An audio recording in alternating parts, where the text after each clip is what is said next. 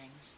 And you can see those that are supported by the right families and those that are in families that, for some reason, aren't supporting it. Yes? Do you think that introverted people are more sensitive to others' feelings or to vibrations or thoughts, energies from others? I would say no.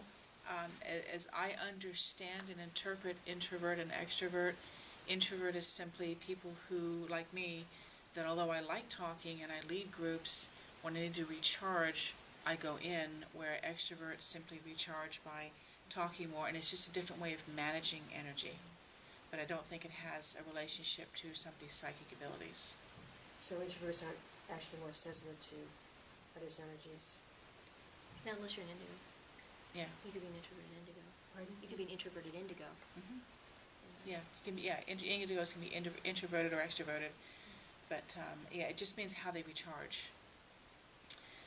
What I was told last night as I was thinking about Michelle's speech today and working with Indigo, Crystal, and Rainbow is I was shown that there's even the next generation after rainbows, which will be sometimes called something called pearlescent. And remember, the indigo is simply the color of their life aura, and that's how they got called that, because if you look at them... Now, does that get picked up on an aura camera, do you think? No. No. That usually is just the mood for the moment. Mood for the moment, It's got to okay. be somebody that actually has the Knows ability how to to do it, see. okay. Yeah, their life. So it's their life aura, which is this indigo third eye, seeing things clearly.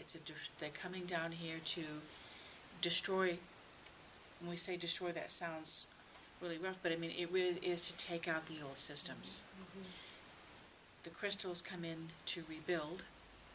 The rainbows are here to heal.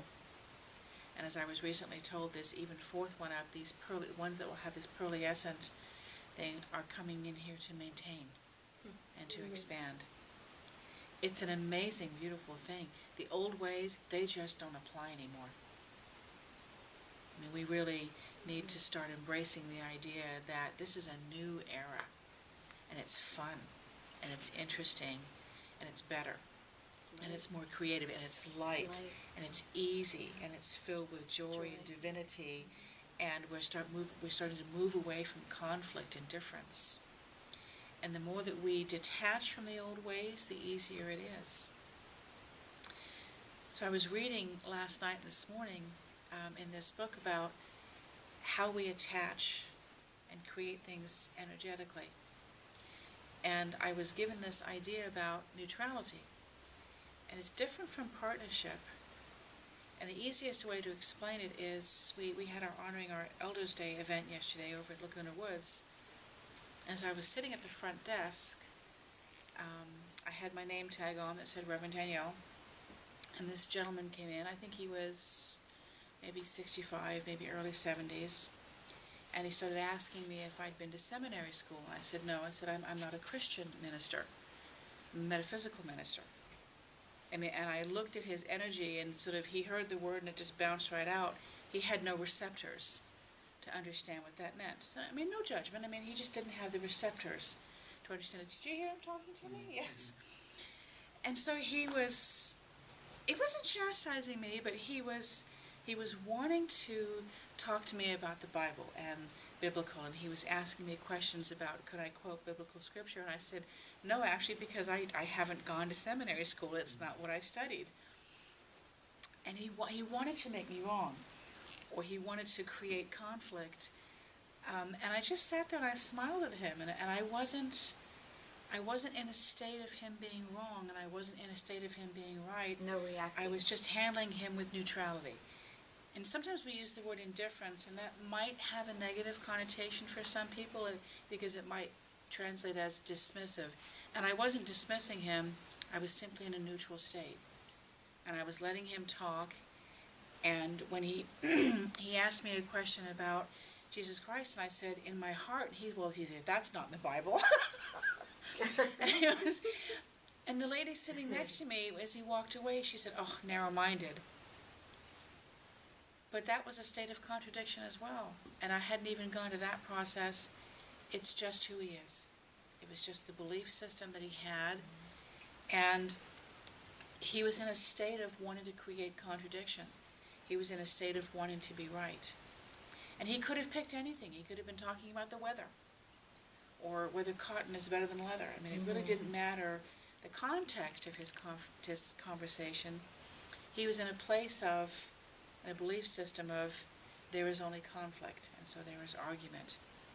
And I was neutral, and he kept throwing things at me, and when I didn't respond in a way that was engaging him or agreeing with him, he simply walked out of my energy field. He just walked away, didn't he, in a couple of minutes, because I wasn't. So when you come across situations or things, if you don't agree with them, you have two options. You can be neutral, or you can start creating conflict. And what happens when we create conflict? Anxiety, stress, anger, body starts breaking down, lower vibrations. Conflict is not, it's agreeing and disagreeing are not the only options. Neutrality. Just allowing somebody to be. And I don't know what this gentleman made of me. But he kept trying, and at some point in time he just looked at me, and he just turned and walked away. He didn't there was no closure to the conversation. There was just, we were not energetically engaging, and I just held space for him, and I had a smile on my face, and it wasn't a condescending smile. And it wasn't a smile of, oh, I'll just tolerate this, and I mean, I was just sending him love as I was talking to him. You didn't want to play with him. I didn't want to play in the conflict. It wasn't necessary to try and convince him of who I was and what I was and what I was about. And it was even interesting that he came in, and my colleague that sat next to me, she complained about him being narrow-minded. I said, you know what? He actually came in the door and looked around and stood there and asked questions. That in and of itself, that he even allowed himself to be curious and come in and ask, could possibly have been a really big step for him. So let's give him credit that he even opened his mind enough to come in and ask the question. He could have just looked at it, scoffed, and not even come in. But he didn't. He came in and felt the energy. He felt it was different from his, and so he felt the need to create who he was. So what if we could get through a day, and when we approach something and engage in something that's a little bit different from us, what if we could posture ourselves in a position of neutrality? And because that is our natural state of being. Our natural state of being is not conflict and confrontation. That's really what gravity is all about. It's we want to float up, and the earth is holding us in gravity, and that is, by its very nature, even the word gravity comes from grave, that's the very nature. It is a conflict, because we want to be light bodies.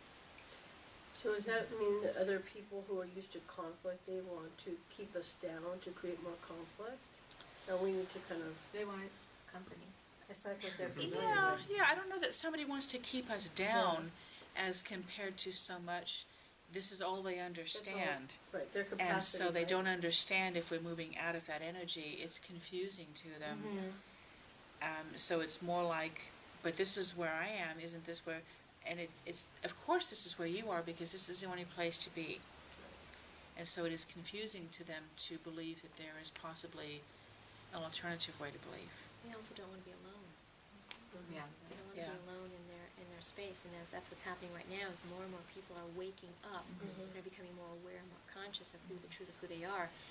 What's happening is there's those that are dangling down in the lower vibrations that are pulling at them, saying, "What are you doing? What's wrong with you?"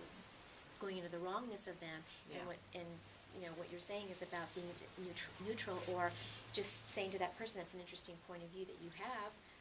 And you're not engaging with them. What's happening is that they're the ones that are now saying, okay, whoa, I'm the different one now. And that's what's happening. The ones that we're judging, those of us that have chosen to be, more aware, there's going to be more of us and less. And it's not a right or wrong or them versus us. It's just that's the change that's happening. And the more we stay, as Reverend Danielle says, is neutral,